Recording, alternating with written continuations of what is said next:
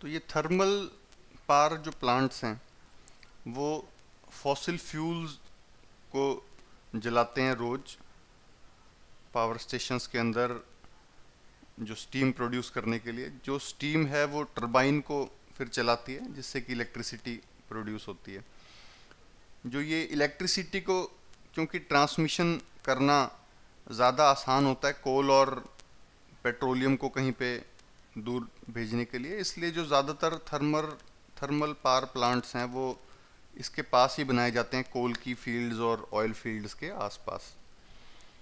तो जो thermal power plant जो टर्म है वो यूज की जाती है क्योंकि जो हीट एनर्जी है, क्योंकि फ्यूल को बर्न किया जा रहा है हीट एनर्जी प्रोड्यूस करने के लिए, जो फिर इलेक्ट्रिकल एनर्जी में कन्वर्ट हो रही है।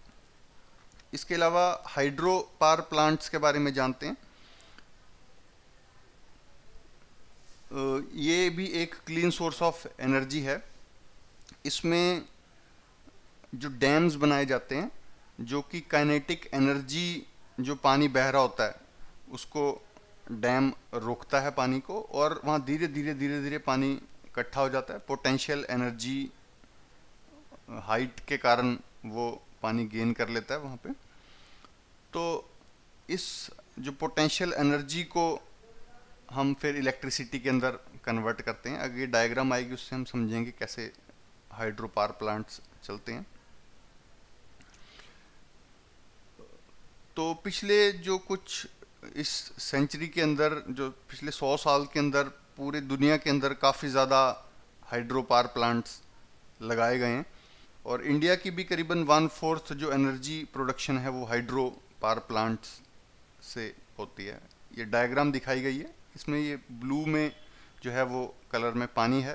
तो ये डैम बनाया गया। डैम के नीचे की तरफ एक ये पाइप, बड़ी पाइप होती हैं जिससे कि पानी प्रेशर के साथ आगे आता है। ये टरबाइन को मूव करता है। एक टरबाइन के किनारे के ऊपर, जैसे हमने ऊपर एग्जांपल में देखा था, इस पानी जो इसको स्ट्राइक करता है जिससे टरबाइन घूमती है और ऊपर जनरेटर को घुमाती है जिससे इलेक्ट्रिसिटी प्रोड्यूस होती है, और ये पानी फिर आगे नदी में छोड़ दिया जाता है।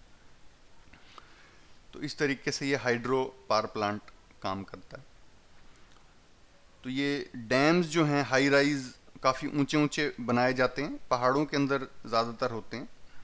तो जो काइनेटिक एनर्जी इधर से पानी आ रहा है वो पानी को रोक दिया तो धीरे धीरे पानी ऊंचा होता जाता है। ऊंचा होने के कारण वो पोटेंशियल एनर्जी गेन करता रहता है। फिर नीचे की तरफ से जब उसको छोड़ते हैं तो वो दोबारा पोटेंशियल एनर्जी काइनेटिक एनर्जी में कन्वर्ट होती है, और टरबाइन को वो जो घुमाती है वो जो पानी है।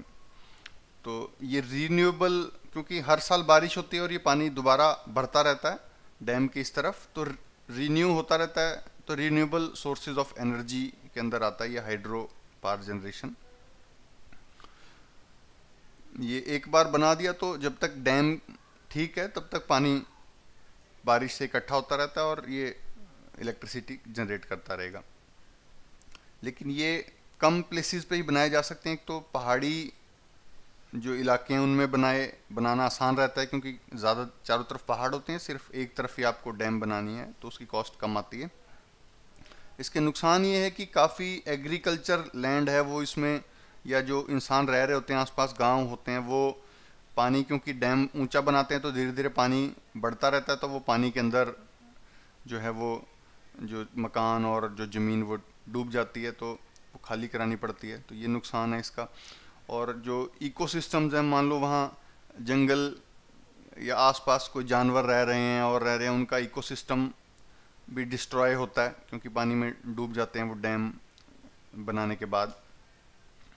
जो पेड़ पौधे पानी में डूब जाते हैं वो एनारोबिक कंडीशंस के कारण अंदर कुछ टाइम तक गलते रहते हैं और मीथेन गैस फिर प्रोड्यूस होती है। वो भी ग्रीन हाउस गैस है और धरती को टेम्परेचर उससे के कारण धीरे धीरे बढ़ता है, तो वो भी नुकसानदायक है।